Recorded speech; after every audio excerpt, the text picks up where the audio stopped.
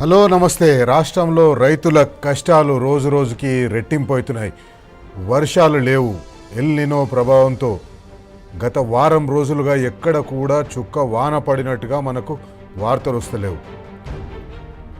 రాష్ట్రంలో రైతులు వేసిన మొలకలు ఆరుతడి పంటలు వేసుకోమని చెప్పేసి ప్రభుత్వం చెప్పింది. కందులు, జొన్నలు, రాగులు, సజ్జలు ఇవి వేసుకున్న వాళ్ళు కూడా ఈరోజు ఆకాశం దిక్కు చూస్తున్నారు. ఎక్కడ కూడా వాళ్లకు దాని గురించి కనిపిస్తలేదు. రైతులు ఎదురు చూస్తున్నారు, ప్రభుత్వం వైపు చూస్తున్నారు.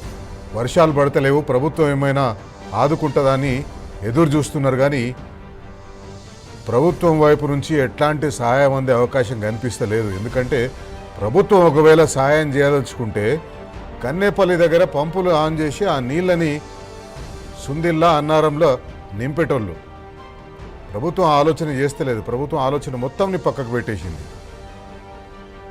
రైతులు అవస్థలు పడుతున్నారు.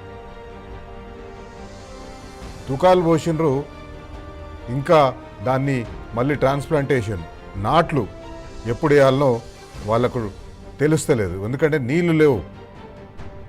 నాట్ల కోసం ప్రిపేర్ చేయాల భూమిని అంటే నీళ్లు లేవు. ఆ నీళ్లు లేకపోవడంతో రైతులు తీవ్ర నిరాశతోటి ఉన్నారు. సాగునీరు ఒకవైపు అయితే తాగునీరు సమస్య ఒకవైపు. ఇట్లా తెలంగాణలో ప్రజలందరినీ ఈ నీరు కష్టపెడుతుంది.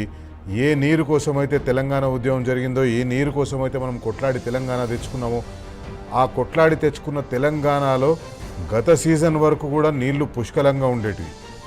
కానీ ఇప్పుడు ఆ నీళ్ల కోసమే మళ్ళా కొట్లాడుకోవాల్సిన పరిస్థితి వస్తుంది. కొట్లాడుకోవాల్సిన పరిస్థితి అంటే ఇక్కడ తెలంగాణ రైతులు ఇంతకుముందంటే సమైక్య రాష్ట్రంలో ఉండే కాంగ్రెస్ పార్టీ ప్రభుత్వం కానివ్వండి, లేకపోతే తెలుగుదేశం ప్రభుత్వం కానివ్వండి, వాళ్ళని నిందించటోళ్ళు. కానీ ఇప్పుడు ఎవరిని నిందిస్తారు? తెలంగాణ రాష్ట్రం ఏర్పడ్డ తర్వాత మనం కాళేశ్వరం ప్రాజెక్టు కట్టుకున్నాం, పాలమూరు రంగారెడ్డి ఎత్తిపోతల పథకంలో భాగమైన అనేక రిజర్వాయర్లను కట్టుకున్నాం, గొలుసు కట్టు చెరువులను మరమ్మతులు చేసి ఆ చెరువులను నింపుకున్నాం, ఆ చెరువుల కింద ఉన్న రైతులకు నీళ్ళు ఇచ్చుకున్నాం, పంట పుష్కలంగా వండించుకున్నాం. కానీ ఇప్పుడు ఎవరిని బ్లేమ్ చేయాలి? ఇప్పుడు ఎవరున్నారు? ఎవరు దీనికి కారణం? కాంగ్రెస్ పార్టీ అధికారంలో ఉంది. కాంగ్రెస్ పార్టీ ముఖ్యమంత్రి రేవంత్ రెడ్డి కారణం. కాంగ్రెస్ పార్టీలో ఉన్న మంత్రులు కారణం. పాలకుడు మంచోడైతే ప్రకృతి కూడా కరుణిస్తుంది. పాలకుడు మంచోడైతే ప్రజలు కూడా సుఖంగా ఉంటారు. కానీ ఈరోజు ప్రకృతి సహకరిస్తలేరు, ప్రజలు సంతోషంగా లేరు. మనం చూసినాం ఈ వానాకాలం సీజన్లోనే గోదావరి నదిలో గోదావరి నుంచి 81.1 టీఎంసీల నీరు కిందికి వెళ్ళిపోయింది, పక్క రాష్ట్రానికి వెళ్ళిపోయింది. పక్క రాష్ట్రానికి వెళ్ళిపోయిన తర్వాత ఆ పక్క రాష్ట్రంలో వాళ్ళు ఏం చేస్తుండ్రో ఆ పట్టి సీమల దగ్గర దాన్ని నింపి అక్కడి నుంచి లిఫ్ట్ చేసి ఆ లిఫ్ట్ ద్వారా తీసుకుపోయి కృష్ణా నదిలో కలుపుకున్నారు. కృష్ణా బేసిన్ని వాళ్ళు స్థిరీకరించుకున్నారు. కానీ మన దగ్గర కాళేశ్వరం బేసిన్ని స్థిరీకరించుకునే పరిస్థితే లేదు. తెలంగాణ రాష్ట్రంలో ఈ కాలంలో, ఈ సీజన్లో ఇప్పటి వరకు 65 లక్షల ఎకరాల్లో పంట విస్తీర్ణం ఉండాలి. అంటే నాట్లు వేయడం కానీ, లేకపోతే విత్తనాలు వేయడం కానీ ఇవన్నీ ఉండాలి. కానీ ఇప్పుడు ఉన్నదంతా కేవలం 5 లక్షల ఎకరాల్లో మాత్రమే ఇప్పుడు మనకు పంట విస్తీర్ణం కనిపిస్తుంది. అనేక ప్రాంతాల్లో మాకు వార్తలు వస్తున్నాయి. అనేక ప్రాంతాల్లో ప్రజలు చెప్తున్నారు, పత్తి విత్తనాలు వేసిన తర్వాత ఇప్పుడు పత్తి మొలకెత్తలేదు. కందులు వేసినాం. పశ్చిమ రంగారెడ్డి, పాత పశ్చిమ రంగారెడ్డి ప్రాంతంలో, ఆ తాండూరా ప్రాంతంలో కందులు ఎక్కువగా వేస్తారు. కందులు వేసినాయి, కందులు మొలకెత్తినాయి, ఎండిపోతున్నాయి. జొన్నలు వేసిండ్రు, జొన్నలు మొలకెత్తినాయి, ఎండిపోతున్నాయి. మొలకెత్తిన తర్వాత ఎండిపోతున్నాయి. ఇంకా ఒక వారం రోజుల్లో కనుక వర్షాలు పడకపోతే, ప్రభుత్వం మేల్కొనకపోతే తెలంగాణ రైతులు తీవ్ర సంక్షోభంలోకి వెళ్ళే అవకాశం కనిపిస్తుంది. నీళ్ళది ఒక ఎత్తు అయితే ఇప్పుడు రాష్ట్రంలో కరెంటుది ఒక ఎత్తు. మనం చూసినాం ఈరోజు నిన్న తెలంగాణలో కరెంటు చాలా కొరతగా ఉంది. రైతులు అనేక జిల్లాల్లో, అనేక ప్రాంతాల్లో ఈరోజు సబ్స్టేషన్ల దగ్గర పోయి అక్కడ ధర్నా చేసిండ్రు, సబ్స్టేషన్లను ముట్టడించిండ్రు. కరెంట్ వస్తలేదు మాకు, రోజుకి 8 గంటలు కూడా చక్కగా కరెంట్ వస్తలేదు. ఎప్పుడు ఎట్లిస్తారు? ఇన్ని రోజులు లేని కష్టాలు ఇప్పుడెందుకు వచ్చినాయని రైతులు ప్రశ్నిస్తున్నారు.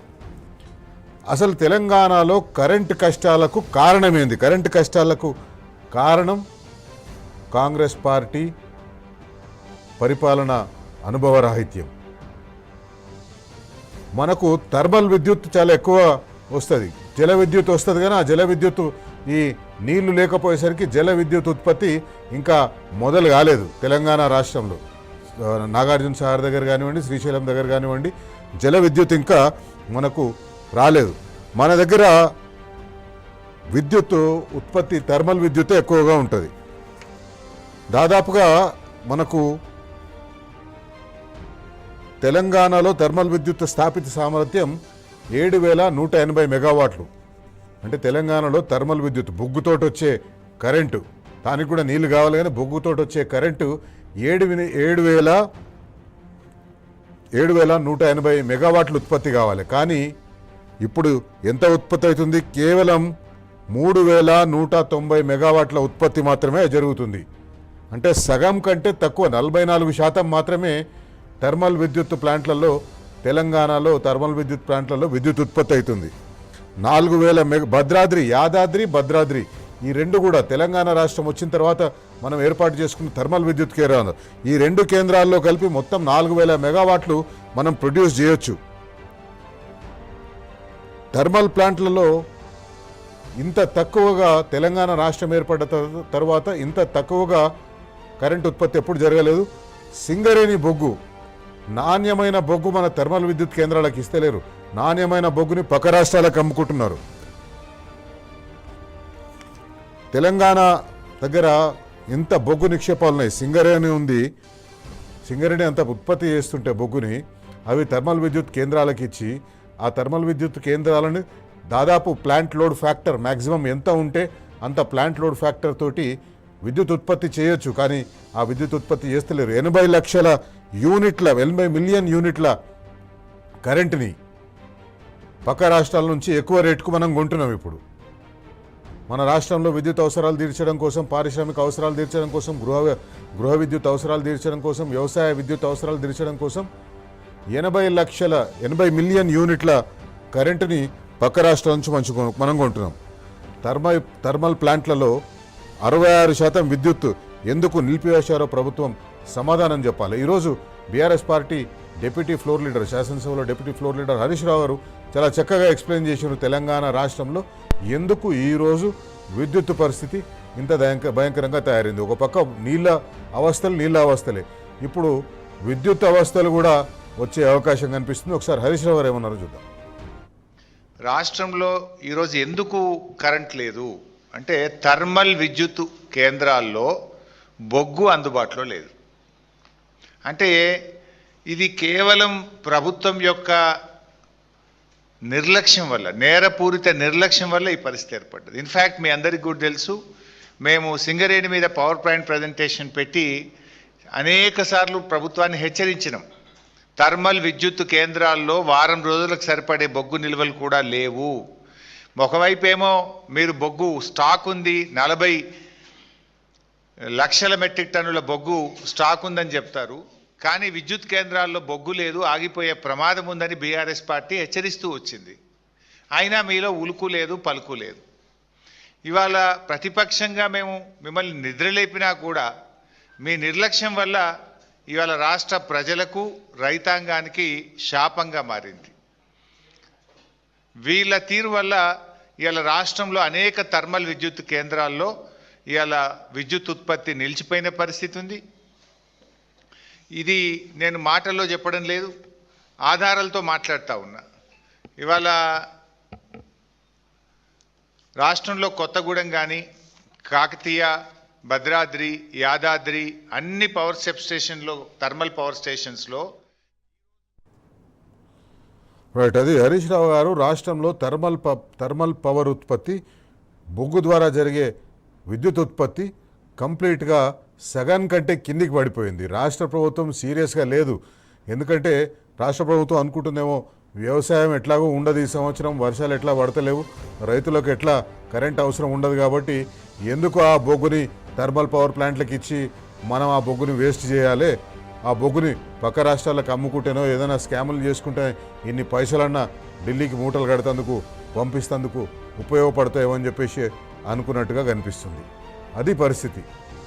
అందుకే ఈరోజు తెలంగాణ రైతుల పక్షాన టీ న్యూస్ ఎప్పుడు నిలబడతా ఉంది. టీ న్యూస్ ఎప్పుడు కూడా తెలంగాణ రైతుల కోసం కొట్లాడుతుంది. తెలంగాణ రైతుల కోసం ఈ రాష్ట్ర ప్రభుత్వాన్ని ప్రశ్నిస్తుంది, కాంగ్రెస్ పార్టీని ప్రశ్నిస్తుంది. ఈరోజు కూడా అందుకే బరాబర్ అడుగుదాం. ముఖ్యమంత్రి రేవంత్ రెడ్డి గారు కొంచెం వినండి. వానలు లేక తెలంగాణ ఎండిపోతుంటే కాళేశ్వరం మీద పగబట్టి మీరు ఏం సాధించిండ్రు? ఎందుకు రైతుల కళ్ళల్లో కన్నీళ్లు తెప్పించే పనులు చేస్తున్నారు? 80 టీఎంసీల నీళ్లను కిందికి ఇడిచిపెట్టేసిండ్రు. తెలంగాణకు ఇది మీరు చేసిన జలద్రోహం కాదా? బరాబర్ అడుగుదాం.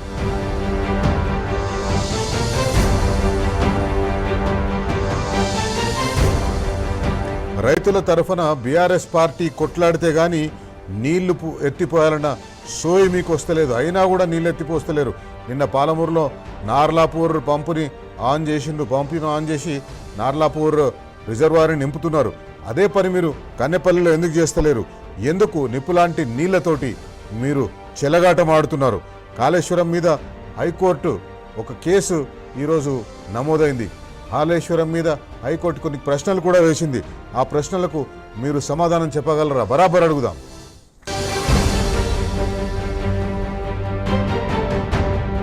ఒక పక్క నీళ్లు లేక ప్రాజెక్టులు చెరువులు ఎండిపోతుంటే విద్యుత్ ప్లాంట్లు కూడా ఎండిపోతున్నాయి. విద్యుత్ ఉత్పత్తి చేయలేక విద్యుత్ ప్లాంట్లు కూడా ఎండిపోతున్నాయి. థర్మల్ పవర్ స్టేషన్లను ఎందుకు మూసేస్తున్నారు మీరు? ఎందుకు వాటి పూర్తి సామర్థ్యాన్ని వినియోగించుకుంటలేరు? 66% కరెంటు ఉత్పత్తిని ఆపేసింది నిజం కాదా? తెలంగాణను రాబోయే రోజుల్లో అంధకారంలోకి నెట్టడమేనా మీ నెక్స్ట్ ప్లాన్? బరాబర్ అడుగుదాం.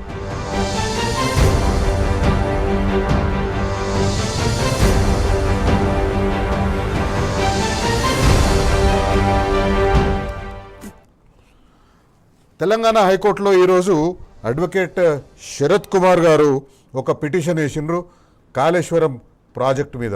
నేషనల్ డ్యామ్ సేఫ్టీ అథారిటీ ఎందుకు కాళేశ్వరం ప్రాజెక్టులో ఇప్పుడు తాజాగా పరిస్థితి ఏందనేది ఎందుకు సర్వే చేస్తలేదు, ఎందుకు వాళ్ళు పట్టించుకుంటలేరు, కంటెంపరేనియస్ టెక్నికల్ అసెస్మెంట్ ఎందుకు చేస్తలేదు అని ఒక పిటిషనర్ జారీ చేసిండు. ఆయన మిగతా అవన్నీ ఏమీ ప్రశ్నించలేదు, కానీ కేవలం తాజా పరిస్థితి ఏంది? ఎందుకంటే ఒక పక్క ముఖ్యమంత్రి ఏమో ఆ డ్యాములు నింపితే ఊర్లు కొట్టుకపోతాయి అంటున్నాడు. ఇంకో పక్క బీఆర్ఎస్ పార్టీ నాయకులేమో అవి నింపవలసిన అవసరం లేదు, గేట్లు దించవలసిన అవసరం లేదు, గేట్లు దించవలసిన అవసరం లేకుండానే ప్రస్తుతం పారుతున్న నీటి మట్టం నుంచే మీరు నీళ్లు పంపు చేయొచ్చు అని చెప్పేసి బీఆర్ఎస్ పార్టీ వాళ్ళు చెప్తున్నారు. దానికి శరత్ కుమార్ గారు ఒక పిటిషన్ వేసిండ్రు. ఆ పిటిషన్లో ఆయన నేషనల్ డ్యామ్ సేఫ్టీ అథారిటీతో పాటు ఇంకో 5 మందిని పార్టీలుగా చేసిండ్రు. దాంట్లో తెలంగాణ గవర్నమెంట్ ఉంది, గవర్నమెంట్ ఆఫ్ యూనియన్ గవర్నమెంట్ ఉంది, జలశక్తి మంత్రాలయం ఉంది, Telangana principal secretary, engineering chief irrigation and Telangana retired engineers association వాళ్ళని కూడా పార్టీ చేసిండ్రు, ప్రశ్నించిండ్రు. హైకోర్టుని తేల్చమని చెప్పేసి అన్నారు. ఎందుకు సర్వే చేస్తలేరని చెప్పేసి మీరు అడగండి అని చెప్పేసి అన్నారు.